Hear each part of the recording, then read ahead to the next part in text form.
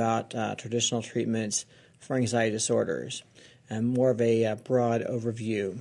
So as you can imagine, they're both pharmacological and psychosocial treatments for anxiety disorders, and some of these do show some efficacy for certain patients.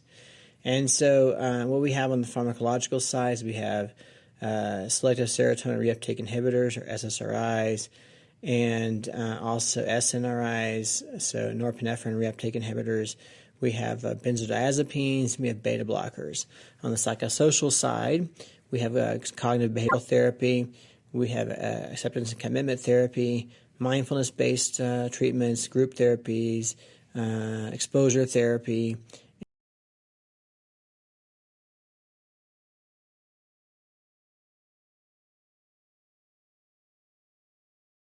and dialectical behavior therapy.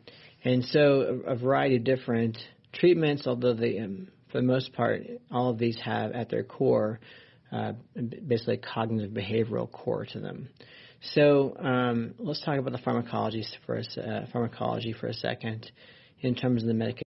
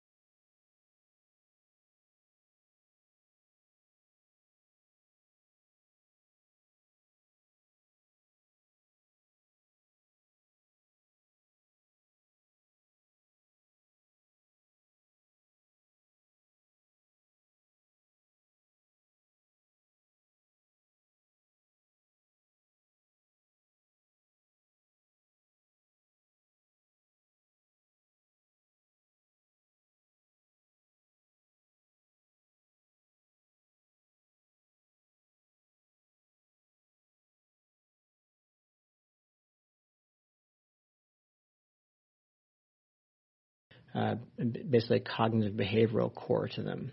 So let's talk about the pharmacology for a second in terms of the medications that are out there. You can read more about this at www.anxiety.org. But basically, the SSRIs and the SNRIs are typically prescribed as antidepressants, although they probably have some efficacy with anxiety as well. The SSRI blocks the reuptake of serotonin. The SNRI blocks the reuptake of norepinephrine. And basically, you can see here how that works. That basically, by blocking reuptake, right, you're increasing the amount of serotonin or norepinephrine that's available in the synapse to, basically enhance that signaling to the other neuron. So that's how these reuptake inhibitors work. And again, by blocking reuptake, we're increasing the amount out there in the synapse. Okay, so what about benzodiazepines? So I mentioned earlier that we know that GABA seems to be important in terms of anxiety, partially because benzodiazepines reduce anxiety, and benzos work on GABA receptors. And so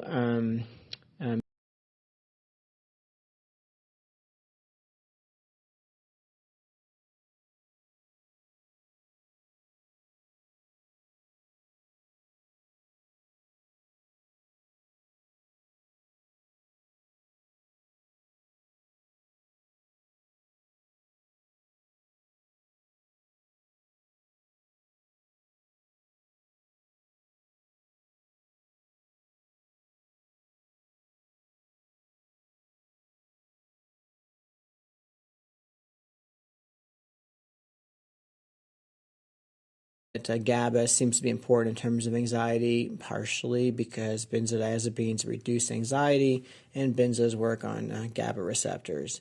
And so basically GABA is involved in sleep, relaxation, decreases anxiety, improvement in mood, at least acutely. Tend to be fast-acting. Unfortunately, they also tend to be habit-forming and addictive. There's some abuse liability here with benzos, and especially in people with an addiction history.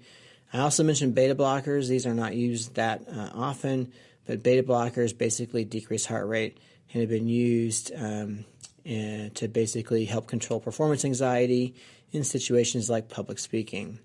Now, psychosocial treatments. I mentioned exposure therapy. Exposure therapy is one of the more effective forms of therapy, the treatment of choice for many anxiety disorders, but highly effective for PTSD and phobias and OCD or obsessive compulsive disorder. Basically, what exposure therapy is, it's the gradual exposure to a fear situation in a safe and controlled environment. And I mentioned before that gradual exposure can lead to the extinction of the connection between the stimulus and the fear. And so what happens is you have a patient repeatedly imagine a feared situation or object and potential responses to it. And you sort of work up a fear hierarchy, starting with the least fearful first, working up to the most fearful, imagination or image that a person can come up with. And so that is how exposure therapy works. We also have group therapy, which basically normalizes an individual's experience, helps them because they can normalize what they're going through by listening and relating to other people who are going through something similar, and offers an alternative for those who are not able to afford one-on-one therapy. So oftentimes it's used in addition to individual therapy, but also sometimes for people who can't afford individual therapy, group therapy is the only thing they can access. So cognitive behavioral therapy, again, it's sort of a broad form of therapy here, and cognitive behavioral therapy in many ways has sort of formed the core of other approaches. But we're talking about focusing on identifying, understanding, and changing thinking, maladaptive, assumptions and cognitions, but also developing coping skills. Oftentimes people record their thoughts throughout the week as they occur, and oftentimes this is used in conjunction with exposure therapy. Also, acceptance and commitment therapy, or ACT, which basically is about accepting and change and letting go of, trying to control unwanted thoughts and feelings, being, mindfully aware of the present moment, and then committing to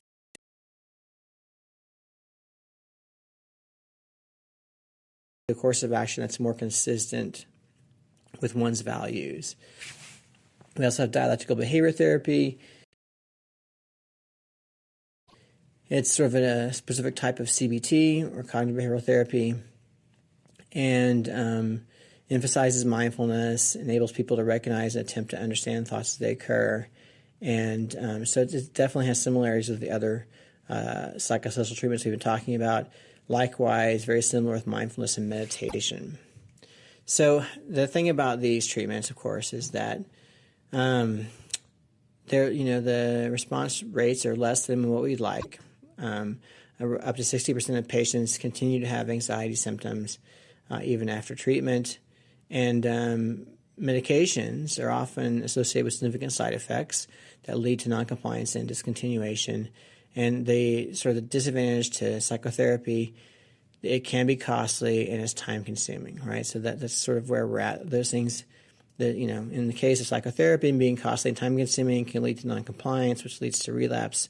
And the medications, because they have some undesirable side effects, they also can lead to noncompliance and discontinuation. And in the end, things are just not as effective as we would like to see. So in summary, there are numerous treatment options for anxiety disorders. Pharmacological options are effective for some, but have negative side effects. Psychosocial options can be expensive and time-consuming. And actually, when you think about the exposure therapy piece, which is the most effective piece, it can also be pretty aversive, right? The last thing people want to do, if they're spending all their time avoiding these triggers, these cues, last thing they want to do is actually go through and have to confront them. But again, it is effective. Alternative treatments currently have, if you go beyond what we talked about, limited data in terms of efficacy. Cannabinoids, we'll talk about in the next lecture, but may be a promising avenue of research in this area.